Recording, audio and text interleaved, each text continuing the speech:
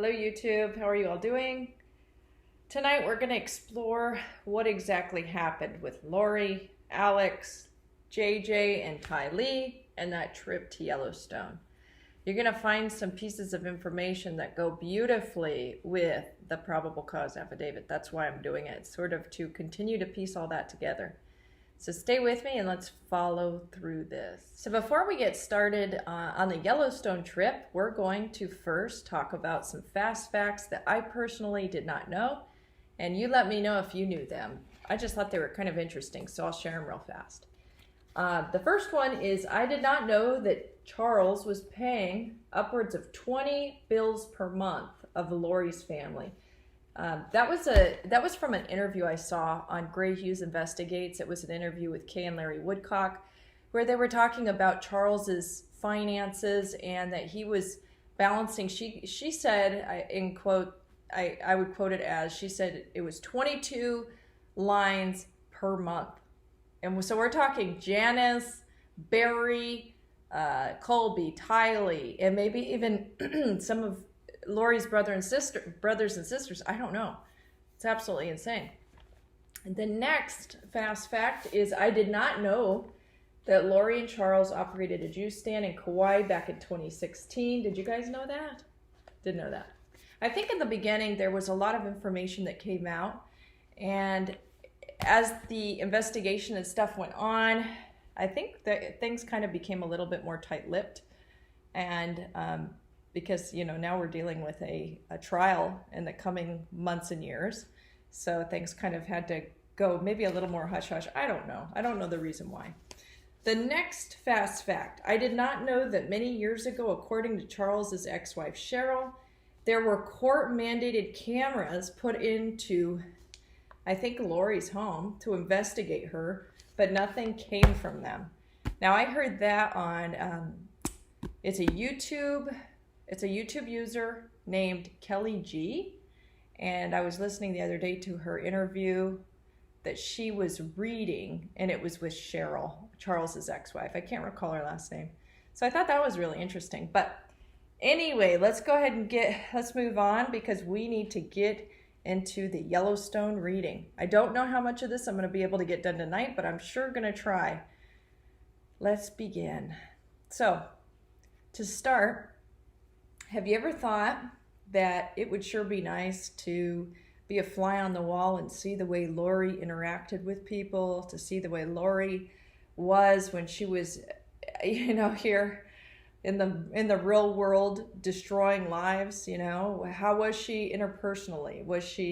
Did she come off as kind or rude or demeaning or, you know, excitable or whatever you want to say? What was her personality like? And I think that in this Yellowstone trip, you kind of get a little bit of a snapshot of how she was as a mother.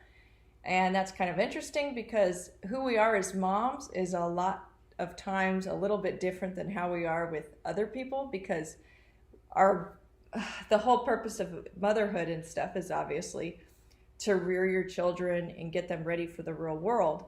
So you're maybe a little bit more strict with your kids. Now let's go ahead and start this Yellowstone reading that Donna does. The date of it, I think, is March 28th, 2020. So this is what, about 3 months ago, I think? And I think that the account she has is like, wow, I would say it's exactly what happened if I had to really guess. Let's go ahead and begin. Okay, hello YouTube. I'm trying to get this video finished. It's not come easy for me. It's late at night here and my children are sleeping, so I'm trying to be especially quiet, but you know, that's not easy to do if you're making a video. And oftentimes when you see me in my closet, that's the reason why, is because it's late and it's gotta be quiet in my house or my children wake up, as you can only imagine. So to give you some idea as to context here, it was March 28, 2020 when Donna made this particular video. And what she was doing was channeling, I think she was channeling Charles. So Charles was the person that she was having show her the events that had happened. she was speaking with a family member of Charles in real life. So this was what I think we consider her sitter, is what she calls him. And that is the person that you'll hear her on the phone with. But back to the whole context here. Let's remember back in March. Nobody knew where the kids were, but they do know that the last place Tylee was seen was Yellowstone. And it was assumed at that point that she had probably died there. If she was dead, it was probably at Yellowstone. Remember, there was all sorts of speculation that she had fallen victim of, a glacier, of hot springs, and all these crazy things. But, people didn't know what to think because it was at a time when no one knew what was going on. But what's interesting about this video that you're going to hear is Donna didn't say that Tylee had died at Yellowstone. She ends up seeing Tylee beyond Yellowstone, just barely though. I mean, just a little past Yellowstone is what she ends up seeing. And you're going to hear some things that fall right in line with the probable cause affidavit again, such as West Yellowstone, that they exit and that they end up going to a restaurant. They stop by a restaurant afterwards, which is right out of that probable cause affidavit. So hang tight, and I will try to stop it as I see fit so I can kind of give you an idea of what I think is going on or what she is seeing. And over the course of probably 2 or 3 videos, we'll be able to get through this whole video of hers. But it does get extremely graphic. So any questions you had about what these kids experienced should end up being answered from this video alone. And the reason I chose this video particularly to review is because it's so relevant, and it's not possible that she fudged this, because given its date it was made, it being at the end of March, it's like nobody knew anything at the time. So she can't, nobody can say, oh, well, that was in the news, because it wasn't in the news. It was not in the news that they exited West Yellowstone. None of that. The last place that Tylee was seen was Yellowstone, not West. And you'll get to that point here in a little bit. That's why I'm making it known to you now. Now, let's go ahead and get started. We're going to start the video as they are exiting Yellowstone, because I think that's really where the story begins. But to give you an idea of what happened while they were inside the park, JJ was really excited. He's seeing all these new sights and he's hearing new things, and he's just like running around, and Lori sort of has to rein him in because he could possibly get hurt at certain points. And Donna explains that at that point, Lori's not acting like a vicious, disgusting mother. She's acting like a very normal mother. And she explains that she sees Alex, but in so many ways she feels like Alex was not actually even there, which is kind of interesting and weird at the same time. Let's go ahead and pick up at this point when they're leaving Yellowstone. And where we're going to, okay, I get it why. Where we're going to drive, it feels like, well, it's definitely a higher elevation. And then, okay, so I don't know if we're leaving back out the west gate of Yellowstone or not. She says it. I West shouldn't be wondering. Gate of Yellowstone. See, there I go. Let me make that connection. I'll just say what I'm... All right. So if you refer back to paragraph 15, it says CAST, which stands for Cellular Analysis Survey Team. CAST has further informed law enforcement that Cox's phone exited the west entrance of Yellowstone National Park at 1840. So that's at 6:40. His phone appeared to be at Buckaroo's Barbecue Grill in West Yellowstone, Montana, from 6:45 to 19:02, so 7:02. Cox then returns to Rexburg at approximately 8:37. So let's pick it up from there. What I'm getting is, and now we're driving along a ledge, more like, it's not an exact ledge yet. It's still paved road. It still feels like, see, like what it feels like to me. I'll say what it feels like, but I don't know. it feels like we leave back out the west gate and go back on that 20.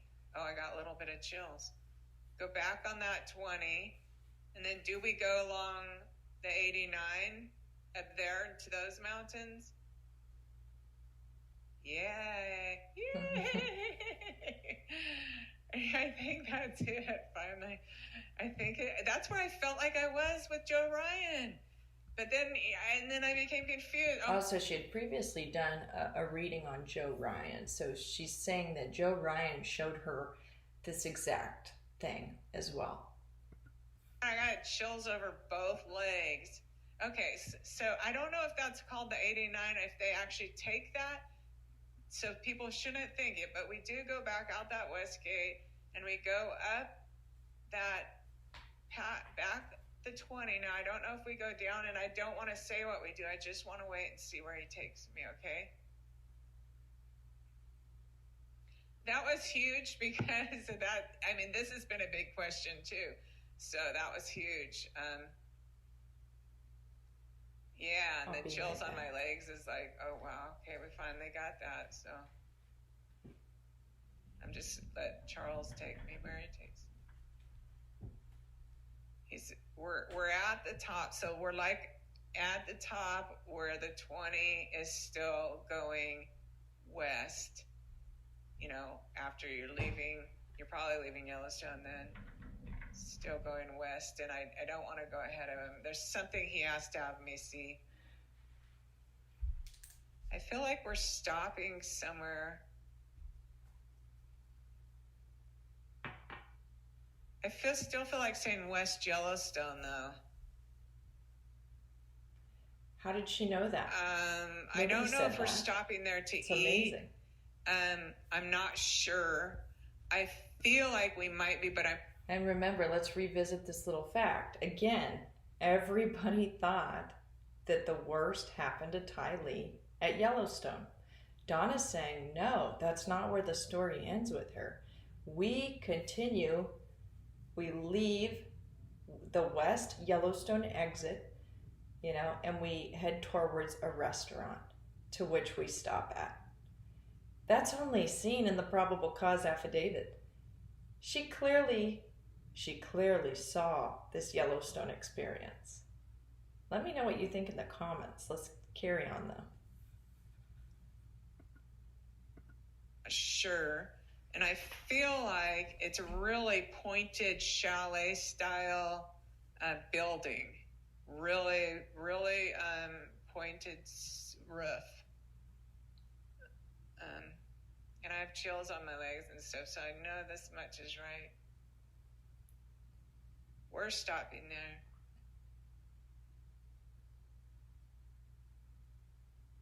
It feels to me like it might have like rooms for rent too, like a lodge type feeling, but I'm not so much feeling like we're staying there yet. That Charles is taking away the energy as far as something's really wrong about what I'm saying or thinking. So I'll let it clear. He'll bring me back to here, but I feel like I do know for sure, because I got the big chills about that we stop at this place that's super pointed. I mean, so maybe I'm totally wrong about it being a lodge, and I could even be wrong about being in a restaurant, but I feel like I see tables set. I feel like I see tables, and it feels like a kind of a nice restaurant. Okay. And I'm not sure if maybe Lori had looked at another restaurant prior to this, but this is the actual restaurant that they visited for 17 minutes on that evening of September 8th, I think it was. So she's talking about pointiness. I wonder if she's seeing, is it an Indian? It's like a Navajo. Oh gosh, I don't know, like almost looks like a Kachina doll or something, on the building. Anyway, just wanted to give you some context as to what she's seeing, what sounds like maybe she was seeing, I don't know. But she does say they stop off at a restaurant. It's not clear if they ate any food or if, actually she kind of says that no. It seems to be within the time frame where people aren't really eating yet.